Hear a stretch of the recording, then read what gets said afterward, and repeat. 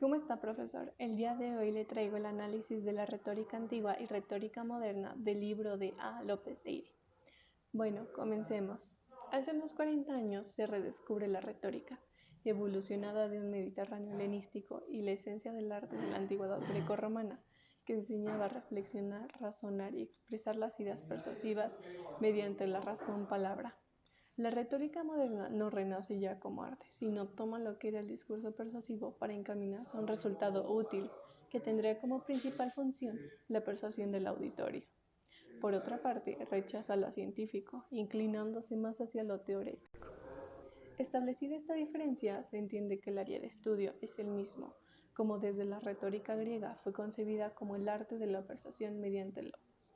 En esta surge la retórica de Aristóteles, una disciplina teórico-práctica en la cual constituye de 3 pasos: la obtención de persuasivos argumentos, el orden para trasladarlo al discurso y el estilo que debe tener para hacerse realidad.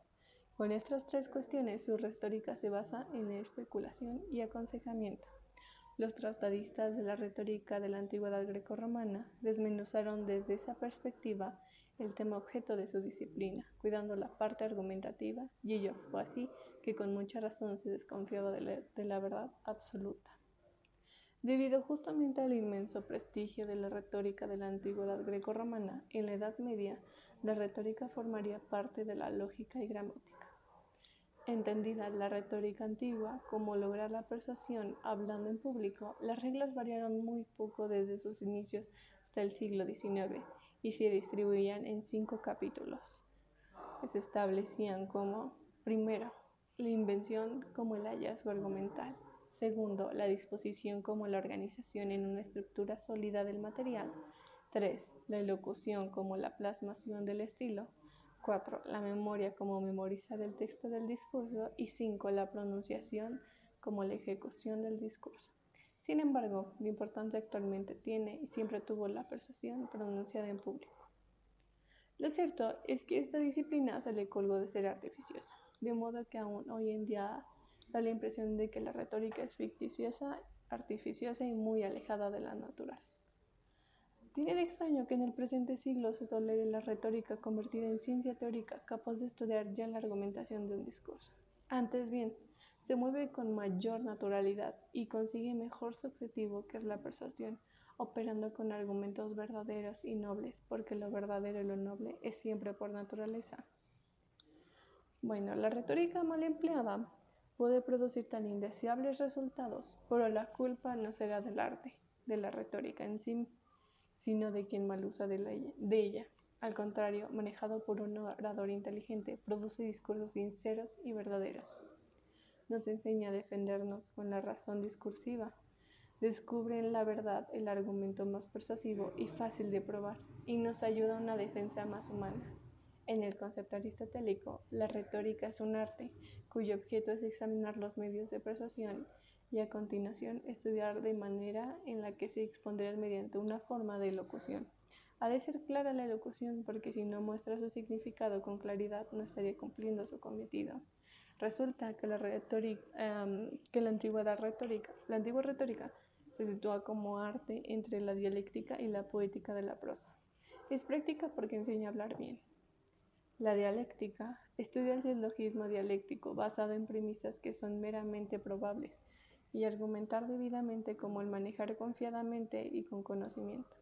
Pero además de arte o disciplina eminentemente práctica, la retórica puede ser teórica, pues no se agota cuando el orador está callado, y sino más bien reflexiona sobre un asunto. Aun en esos momentos de sosiego y contemplación cabe la retórica y se hace realmente retórica. Pues bien, comprobado el carácter de la disciplina teórico-práctica de la retórica antigua, examinemos ahora la naturaleza esencial y estrictamente teórica de las actuales retóricas. La primera retórica que fue descubierta en el presente siglo, en el siglo de la televisión, la publicidad y la propaganda, la nueva retórica. Reacciona contra la reducción de la retórica clásica a una especie de estilística a causa del racionalismo imperante desde mediados del siglo XVII al XIX. Durante el Renacimiento se presenta como teoría de la argumentación. Concibe la retórica al aristotélico modo como un arma dialéctica. Aristóteles, que había definido la retórica como la facultad de contemplar los posibles medios de persuasión en relación con cualquier cuestión en particular, sin que las reglas de este arte se refieran a ninguna clase particular y determinada de asuntos o temas.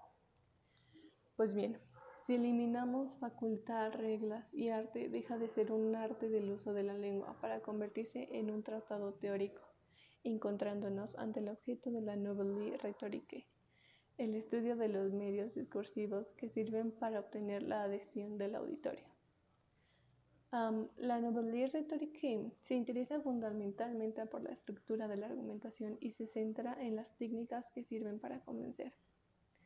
En cambio, la segunda retórica moderna ve en la retórica un instrumento de la poética y acogiéndose a la retórica antigua y renacentista, haciendo de ello la base y fundamento del arte retórica, aunque también emprende la ruta que conduce a la estética para dedicarse de lleno a reflexionar sobre la menos indiscutible función poética del lenguaje.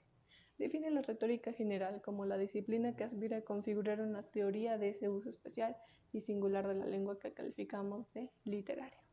Reconoce que conjuntar retórica y poética no es ninguna novedad, y justamente la retórica se prolonga necesariamente en una transretórica, que es lo que se llamaba antes y se vuelve a llamar ahora la poética. El liderazgo de la primera corriente, la Nouvelle Rhétorique, corresponde a Chaim Perelman. Fue él quien rehabilitó la retórica antigua, indagando las relaciones del discurso retórico con el discurso lógico en sentido estricto. Aristóteles recurrió, cuando estudiando el problema de justicia, cayó en cuenta de que con la mera lógica no se podían explicar ni la regla de la justicia ni el código de los valores.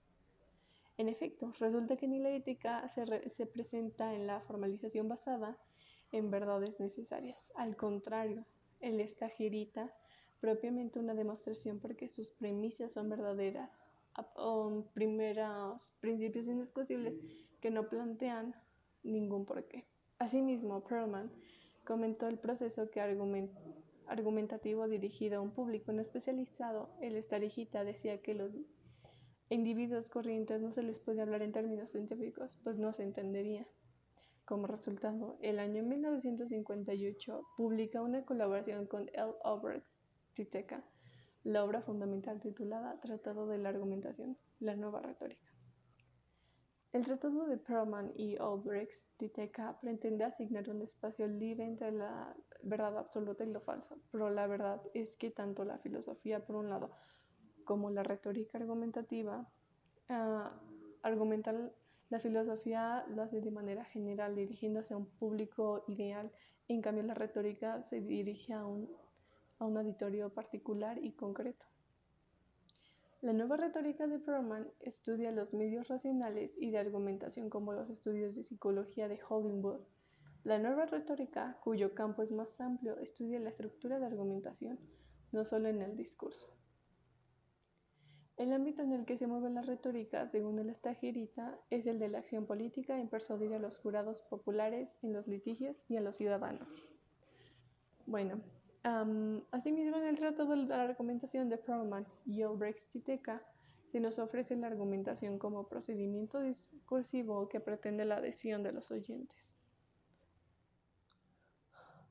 Finalmente, hay una dimensión de la retórica cuya importancia comparten Aristóteles y los modernos. Me refiero a la importantísima dimensión ético-psicológica de la retórica. Según Aristóteles, los medios de persuasión se dividen en dos grupos distintos, el de los ajenos, el arte retórica, y el de los presentes con pleno derecho al arte en cuestión.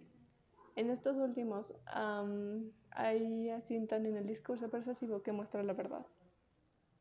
Asimismo, actualmente se atiende la dimensión psicológica de la retórica, por cuanto se estudian sus procedimientos no solo como componentes de la argumentación, sino además en la relación íntima que mantienen con los procesos neuropsíquicos. Para concluir, quiero recalcar que dada la importancia que en retórica tiene la argumentación sobre lo aceptable, pues con el discurso retórico mostramos o bien la verdad o bien lo que parece verdad, según la persuadible en cada caso particular. No es de extrañar en absoluto que la lógica de la retórica opere muy gustosamente en el ámbito de la ética, de lo moral, lo político y lo social, a través de lugares comunes, estereotipológicos discursivos que proporcionan material para silogismos dialécticos, retóricos y conducen muy fácilmente al dominio de la ética, lo moral y la antropología social, donde sobre un mundo de valores comúnmente admitidos se puede debatir con ayuda de la retórica sobre lo aceptable y lo inaceptable. Muchas gracias por su atención.